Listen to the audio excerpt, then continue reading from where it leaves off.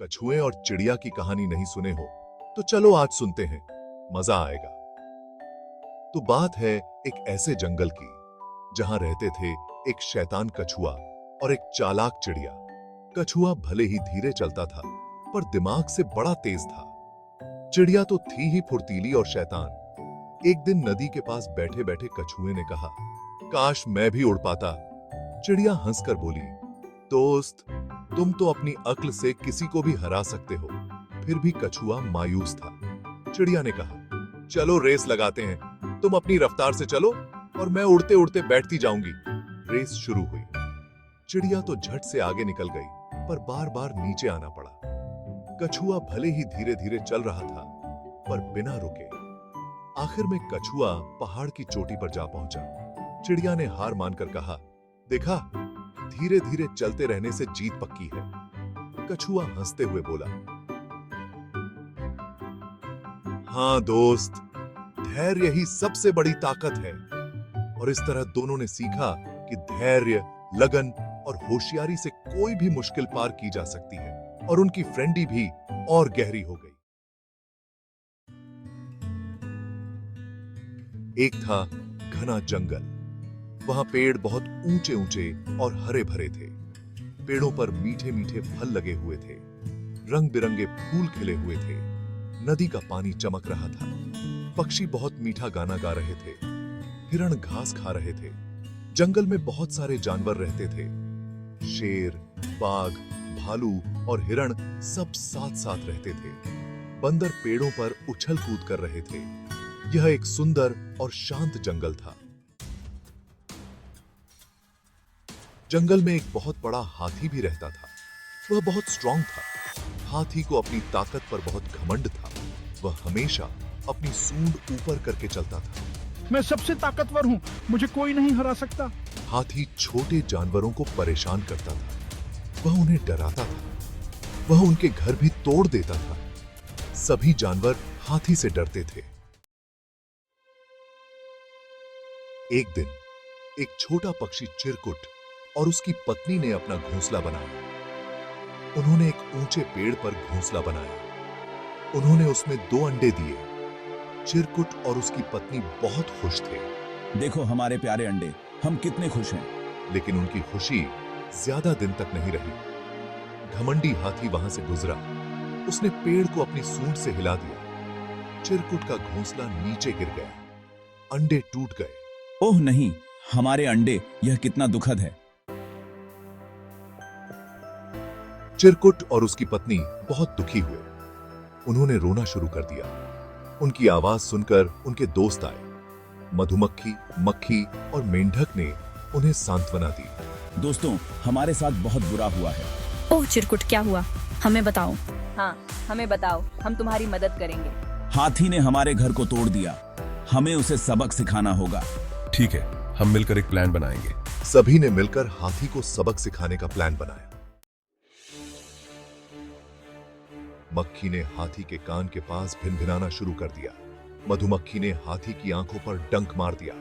हाथी दर्द से चिल्लाया। अरे ये क्या हो रहा है, बहुत दर्द हो रहा है। मेंढक ने दलदल के पास ऊंची आवाज में टर्र टर्र करना शुरू कर दिया। हाथी को लगा कि वहां पानी है। वह दौड़ता हुआ दलदल में चला गया और फंस गया। अब वह फंस गया है। हमारी प्लान काम कर गई। हाथी फंस गया और मदद के लिए चिल्लाया। कृपया मुझे यहाँ से बाहर निकालो, मुझे अपनी गलती का एहसास हो गया है। दोस्तों, हमें हाथी को बाहर निकालने में मदद करनी चाहिए। हाथी ने अपनी गलती मान ली। उसने चिरकुट से माफी मांगी। चिरकुट, मुझे माफ कर दो, मुझे अपनी गलती का एहसास हो गया है। ठीक है, मैं तुम्हें माफ करता हूँ। सभी जानवरों ने खुशी मनाई। उन्होंने सीखा कि एकता में बहुत ताकत होती है।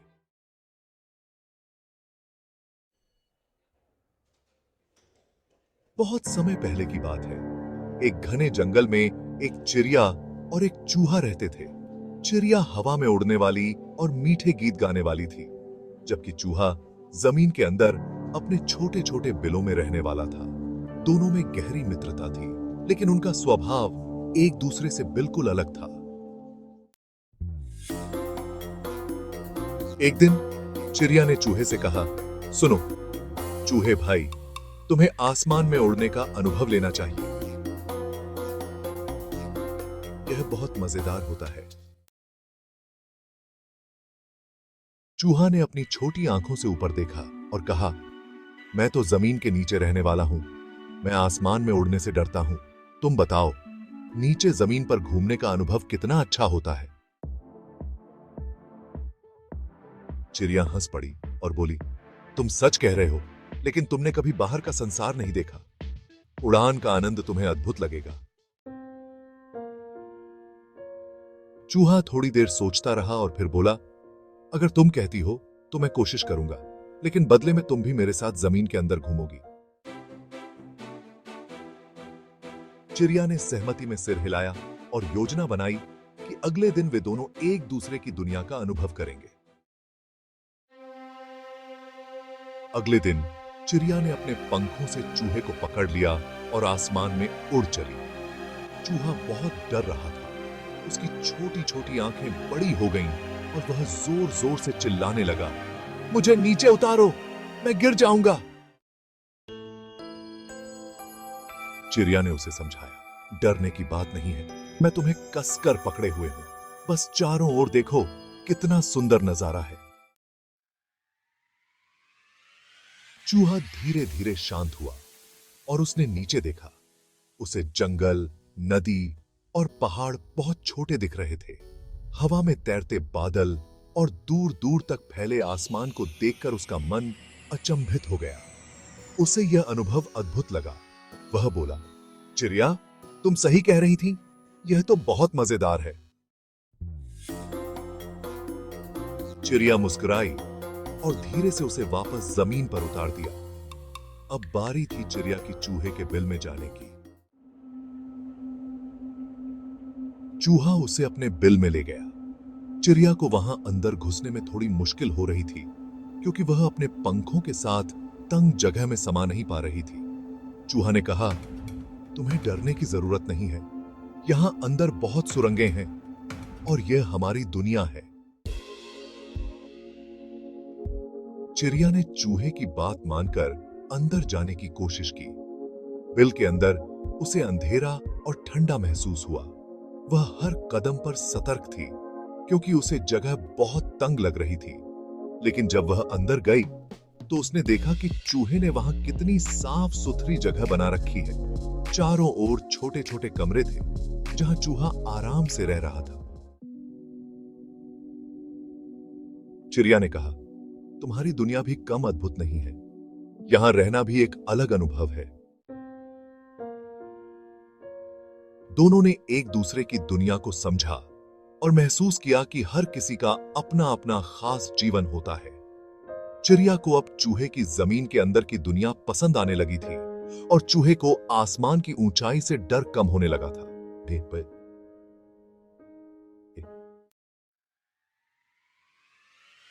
कहानी की शिक्षा यह है कि हमें दूसरों की दुनिया को समझने और उनके अनुभवों का सम्मान करने की कोशिश करनी चाहिए।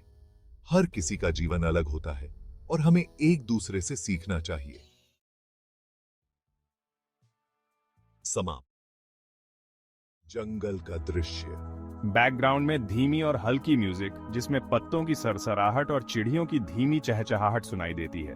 एक बड़ा पेड़ दिखाया जाता है जिसमें दो पक्षी रहते हैं। पास ही झाड़ियों में एक चालाक लोमड़ी छिपी हुई है। ओ देखो, आज कितनी ठंडी हवा चल रही है। पेड़ की छांव में रहना कितना अच्छा लगता है। हाँ, और इस पेड़ के फल भी कितने मीठे हैं। यहाँ रहना हमें हमेशा सुरक्षित महसूस कराता है। बैकग्राउंड में धीमी म्यूजिक जारी रहती है। लोमड़ी झाड़ियों से बाहर आकर पेड़ के पास खड़ी हो जाती है और ऊपर की ओर देखती है। म्यूजिक थोड़ा तेज हो जाता है। लोमड़ी के आने पर एक हल्का सा रहस्यपूर्ण स्वर सुनाई देता है। अरे पक्षियों, ऊपर से नीचे देखो, मैं तुमसे कुछ कहना चाहती हूँ। लोमड़ी के कदमों की आवाज और झाड़ियों की सरसराहट। कौन हो तुम और यहाँ क्यों आई हो? मुस्कुराते हुए, मैं तो बस तुमसे दोस्ती करने आई हूँ। तुम दोनों बहुत प्यारे लगते हो। मैं चाहती हूँ कि हम सब मिलकर इस जंगल में अच्छे दोस्त बन जाएं। संदेह से दोस्ती? तुम लोमड़ी हो, तुम्हारी चालाकी के बारे में सुना है हमने। चालाक हंसी के साथ, अरे वो सब तो बस कहानियां हैं। मैं तो बस तुम्हारे पास आकर तुम्हारे साथ वक्त बिताना चाहती हूँ। बैकग्राउंड म्यूजिक धीरे धीरे कम हो जाता है।